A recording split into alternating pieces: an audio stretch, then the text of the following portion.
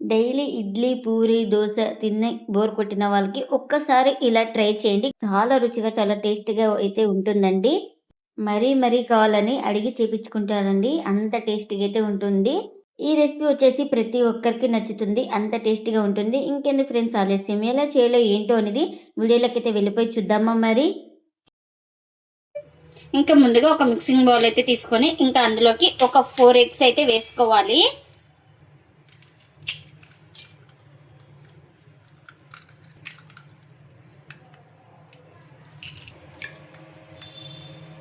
ఇంకా ఇప్పుడు వీటిని ఒకసారి బాగా ఇలా ఫోక్ తోటి బాగా కలిపేసుకోవాలి.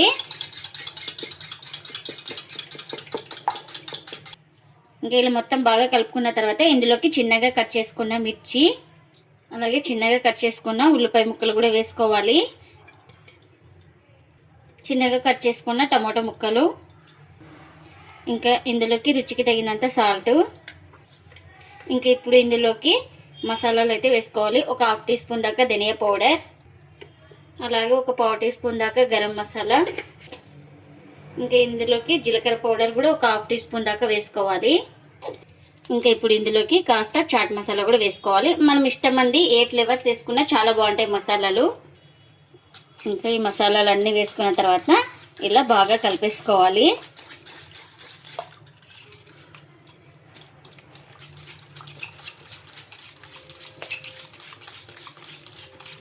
ఇంక ఇప్పుడు ఇందులోకి చివరిగా కాస్త కొత్తిమీర కూడా వేసుకోవాలి. ఇంకా ఈ కొత్తిమీర కూడా వేసుకొని మొత్తం బాగా కలుపుకోవాలి. ఇంకా ఇలా కలుపుకున్న దాన్ని పక్కన పెట్టేసుకుందాం.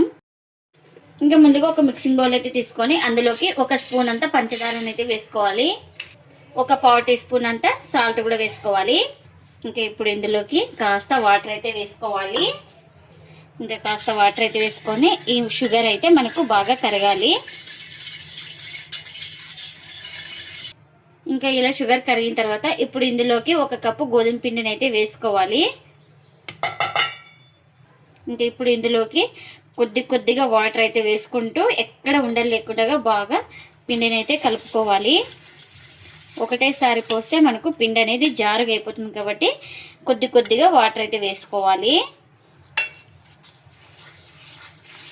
ఈలోగా చిన్న రిక్వెస్ట్ అండి, మన ఛానల్ కొత్తగా చూసే వాళ్ళైతే ప్లీజ్ సబ్స్క్రైబ్ చేసుకొని పక్కనున్న బెల్ ఐకాన్ అయితే ప్రెస్ చేయండి. బెల్ ఐకాన్ ప్రెస్ చేయడం వల్ల మనం చేసే ప్రతి వీడియో మీకు ముందుగానే నోటిఫికేషన్ అయితే వస్తుందండి.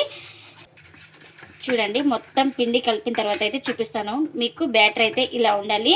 దోశ బ్యాటర్ కంటే కాస్త థిక్నెస్గానే ఉండాలి. మనకు బ్యాటర్ అయితే రెడీ అయిపోయింది కదా.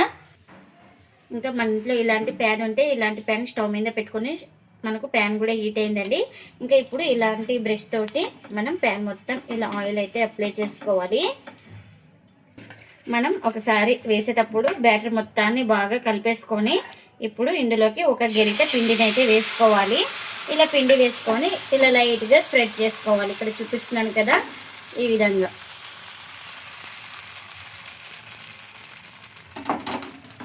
పైన తడి మొత్తం ఆరిన తర్వాత మరోవైపుకి అయితే టర్న్ చేసుకోవాలి.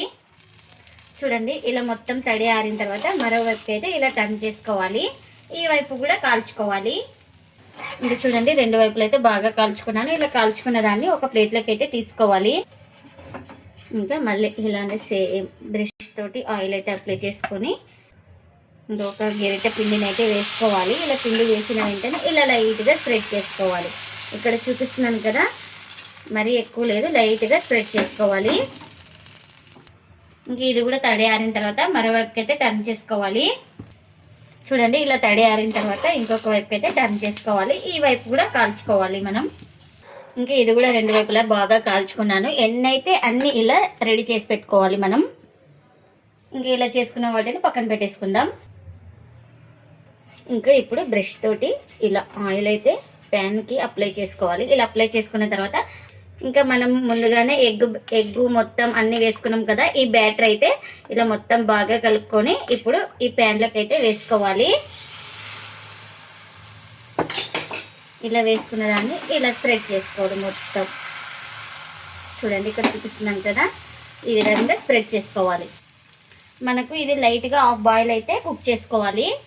ముందుగా రెడీ చేసుకున్న ఈ దోశని ఒకటి ఇలా పెట్టేసుకోవాలి. ఈ వేడికి మనకు ఈ దోశ అనేది బాగా అతుక్కుంటుంది. ఇలా చూడండి, ఇలా బాయిల్ అయిన తర్వాత ఇలా నిదానంగా ఇంకొక వైపు అయితే టర్న్ చేసుకోవాలి. ఇంకా చూడండి, ఇలా 2 వైపులు కాల్చుకున్న తర్వాత ఇప్పుడు ఇదైతే రెడీ అయిపోయింది కదా. ఇలా రెడీ అయిపోయిన దాన్ని ఇంకా ఇప్పుడు ఇలా ఫోల్డింగ్ అయితే చేసుకొని ఒక ప్లేట్లోకి అయితే తీసుకోవాలి. చూడండి, ఇంకా మరొకటి అయితే వేసి చూపిస్తున్నాను. ప్యాన్కి ఆయిల్ అయితే అప్లై చేసుకున్నా. ఇలా మనం ఎగ్ బ్యాటర్ వేసుకొని ఇలా స్ప్రెడ్ చేసుకోవాలి లైట్గా. ఇంకా ఇది కూడా బాయిల్ అయ్యే వరకు అయితే కాల్చుకోవాలి.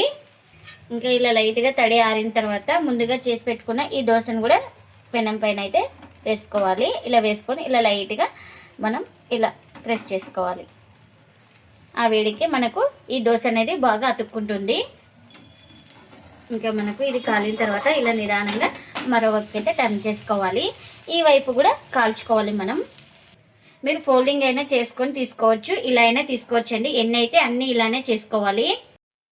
ఎంతో టేస్టీగా ఉండే గోధుమ పిండి ఎగ్తో బ్రేక్ఫాస్ట్ అయితే రెడీ అయిపోయిందండి. ఇంకా ప్లేట్లకి అయితే సర్వ్ చేస్తున్నా.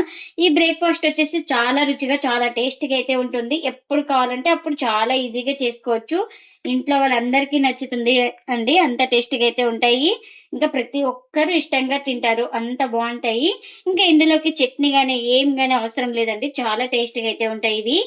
ఇంక ఈ రెసిపీని మార్నింగ్ బ్రేక్ఫాస్ట్ గాను, నైట్ డిన్నర్ గాను, ఈవినింగ్ గాను చేసుకొని తినొచ్చండి.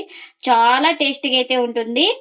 మీరు కూడా తప్పకుండా ఒకసారి గోధుమ పిండి ఎగ్గుతో ఇలా ట్రై చేసి మీకు ఎలా వచ్చిందో కామెంట్ అయితే చేయండి ఫ్రెండ్స్. ఇదండి ఇవాళ వీడియో.